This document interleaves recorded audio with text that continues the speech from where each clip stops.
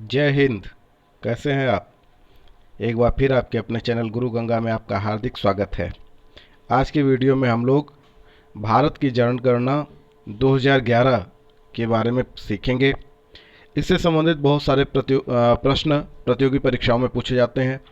यह खंड शिक्षा अधिकारी की परीक्षा, टीटी की परीक्षा और उसके अलावा यूपीएससी की परीक्षा आदि के लिए बहुत इंपॉर्टेंट है। उसके प्रथम भाग में हम लोग सबसे पहले जनसंख्या संबंधी जो प्रमुख शब्दावली का प्रयोग होता है उसके बारे में सीखेंगे।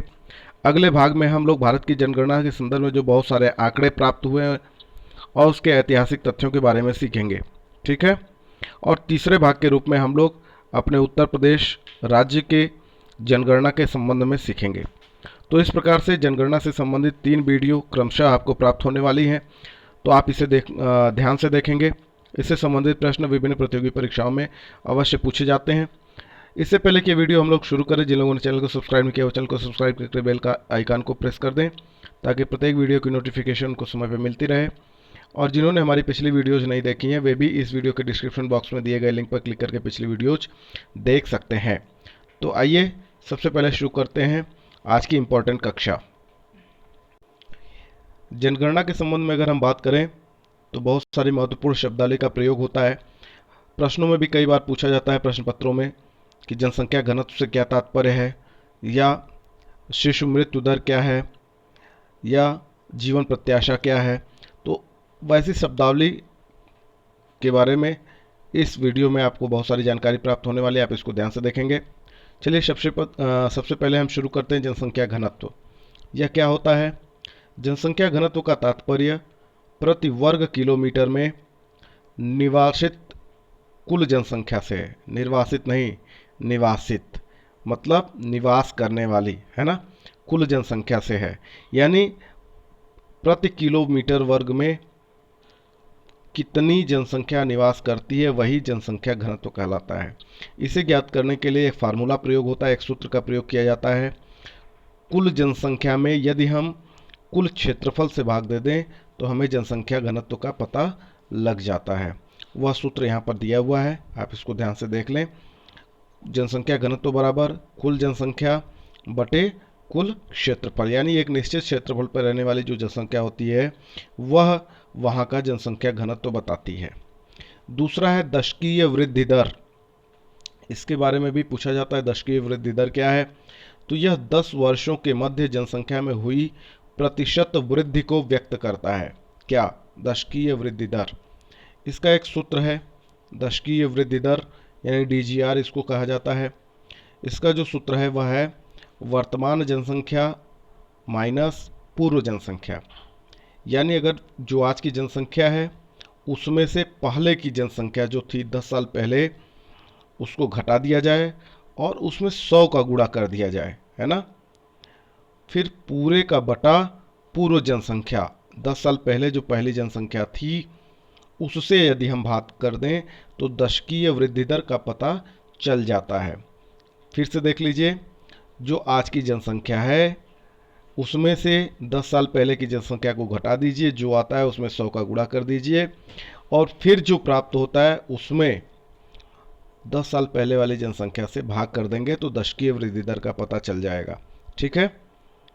अब बात आती है, तीसरा जो शब्द प्रयोग होता है वह है लिंगानुपात। लिंग अनुपात, प्रति 1000 पुरुषों की तुलना में स्त्रियों की संख्या को लिंगानुपात कहते हैं।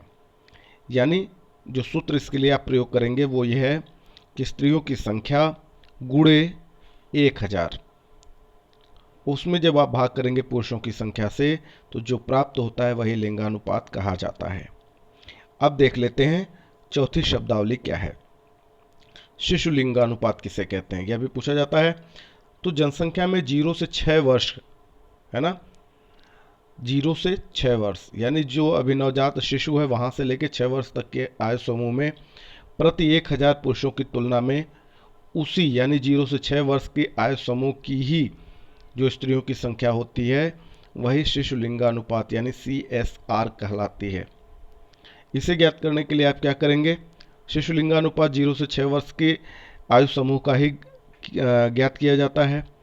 तो इज इक्वल टू जो यहाँ पे किया हुआ है आप उसको देख लीजिए फार्मूले के अंदर। शिशु लिंगानुपात बराबर क्या है, 0 से 6 वर्ष की जो बालिकाओं की संख्या होगी उसमें आप 1000 का गुणा कर दीजिए, जो प्राप्त होता है उसमें 0 से 6 वर्ष तक के बालकों की संख्या से यदि आप भाग करते हैं तो जो प्राप्त होता है वही क्या होता है, शिशु लिंगानुपात कहा जाता है।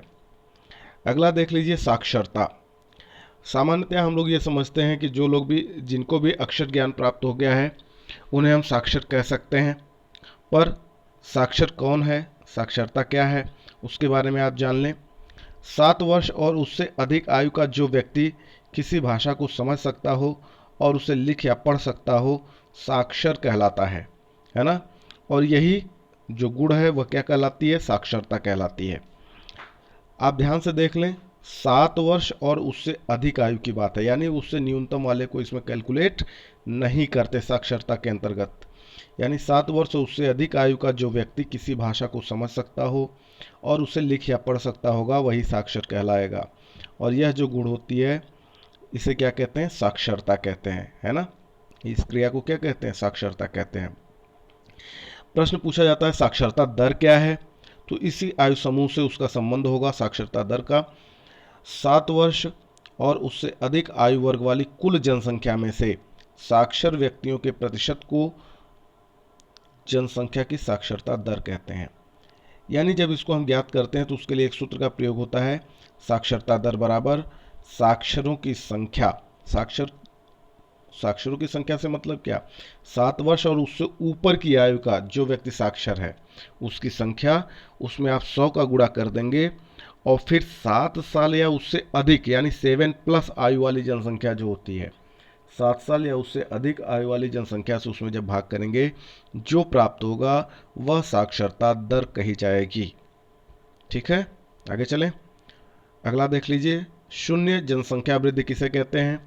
यदि जन्म एवं मृत्यु दर समान है तथा अंतः या बाह्य प्रयोजन नहीं होता है ना, तो जनसंख्या में कोई परिवर्तन नहीं होता है, इसे ही शून्य जनसंख्या वृद्धि कहते हैं। क्लियर हो गया। जीवन प्रत्याशा, यह भी कई बार पूछा जा चुका है, इसको आप ध्यान से देख लें। किसी नवजात शिशु के जन्म लेने के पश्चात उसके कितने वर्षों तक जीवित रहने की संभावना है, वही जीवन प्रत्याशा कहलाती है। यानी किसी बच्चे के जन्म लेने के बाद वह कितनी वर्ष तक जीवित रहेगा वही उसकी जीवन प्रत्याशा कहलाएगी। अगली जो शब्दावली प्रयोग होती है बार बार वह है मृत्यु दर। एक वर्ष में किसी एक क्षेत्र में प्रत्येक 1000 की जनसंख्या पर, ध्यान दीजिएगा 100 नहीं 1000 की जनसंख्या पर मृतकों की जो संख्या होगी वही मृत्यु दर कहलाती है उस क्षेत्र की। अगली जो शब्दावली से संबंधित प्रयोग होगी वह है शिशु मृत्यु दर। यानी प्रत्येक 1000 जन्म लेने वाले शिशु में से 1 वर्ष से कम उम्र में, ध्यान देने की बात है, 1000 जन्म लेने वाले शिशु में से 1 वर्ष से कम उम्र में मृत होने वाले शिशुओं की जो संख्या होती है वही शिशु मृत्यु दर कहलाती है। क्लियर हो गया। दूसरी जो शब्दावली है इससे संबंधित वह है बाल मृत्यु दर, उसको देख लीजिए। किसी एक वर्ष में प्रति 1000 जीवित जन्मे बच्चों के संदर्भ में 0 से 4 वर्षों के मध्य मृत बच्चों की जो संख्या होती है वह बाल मृत्यु दर कहलाती है। अगली शब्दावली मातृ मृत्यु दर, देख लीजिए वो 1000 जीवित बच्चों पे है, इसमें प्रति 1 लाख की बात की जाएगी। मातृ मृत्यु दर में प्रति 1 लाख जीवित बच्चों के जन्मों पर प्रसव के दौरान या प्रसव कारणों से, 2 मुख्य कारण होंगे, प्रसव के दौरान या प्रसव कारणों से मरने वाली माताओं की जो संख्या होती है वह मातृ मृत्यु दर कहलाती है। संख्या कितनी, प्रति 1 लाख जीवित बच्चों के जन्मों पर प्रसव के दौरान या प्रसव कारणों से मृत होने वाली माताओं की संख्या मातृ मृत्यु दर कहलाती है। अगला है जनसंख्या घनत्व, यानी प्रति वर्ग किलोमीटर में निवास करने वाली जो जनसंख्या होती है उसे हम क्या कहते हैं, जनसंख्या घनत्व कहते हैं। सूत्र क्या होता है इसका, सूत्र है जनसंख्या घनत्व बराबर किसी स्थान की कुल संख्या और बटे उस स्थान का कुल क्षेत्रफल। ठीक है, यानी जिस जगह का आपको जनसंख्या घनत्व ज्ञात करना है प्रति वर्ग किलोमीटर में, तो उसके कुल क्षेत्रफल से यदि वहाँ की कुल संख्या में भाग देते हैं तो जो प्राप्त होता है वह जनसंख्या घनत्व कहलाता है। आगे देख लीजिए, कुल प्रजनन दर, यह भी पूछा जाता है तो इसके बारे में भी जान लीजिए। किसी भी महिला के संपूर्ण प्रजनन काल, जिसे 15 से 49 वर्ष माना जाता है, उसमें पैदा होने वाले जो बच्चों की संख्या है वह कुल प्रजनन दर कहलाती है। ठीक है, इससे संबंधित कुछ महत्वपूर्ण बात है वो जान लीजिए। यदि किसी जनसंख्या की प्रजनन दर 2 है तो वहाँ जनसंख्या की वृद्धि दर स्थिर मानी जाती है। क्यों? क्योंकि माता और पिता 2 हैं, अगर उनसे 2 बच्चे पैदा हुए तो क्या होगी, जनसंख्या दर स्थिर है। लेकिन यदि वो 2 से कम प्रजनन दर वाली जनसंख्या होगी तो उसमें घटने की प्रवृत्ति है, यानी 2 से अगर कम प्रजनन दर है तो इसका मतलब जनसंख्या घट रही है, और यदि उससे ज़्यादा है तो ये जनसंख्या में वृद्धि का संकेत करती है। तो ये कुछ मुख्य जनसंख्या संबंधित शब्दावली हैं जिसको आप ध्यान से देख लीजिए, इनसे संबंधित प्रश्न पूछे जाते हैं। इस भाग में केवल हम लोग इतना ही सीखेंगे। अगले भाग में हम लोग भारत की जनगणना 2011 से संबंधित महत्वपूर्ण तथ्यों और आंकड़ों को जानेंगे, और तीसरे भाग में हम लोग उत्तर प्रदेश राज्य की जनगणना के बारे में महत्वपूर्ण सामग्री और तथ्यों के बारे में सीखेंगे। तो आप इन तीनों वीडियो को देखना ना भूलें।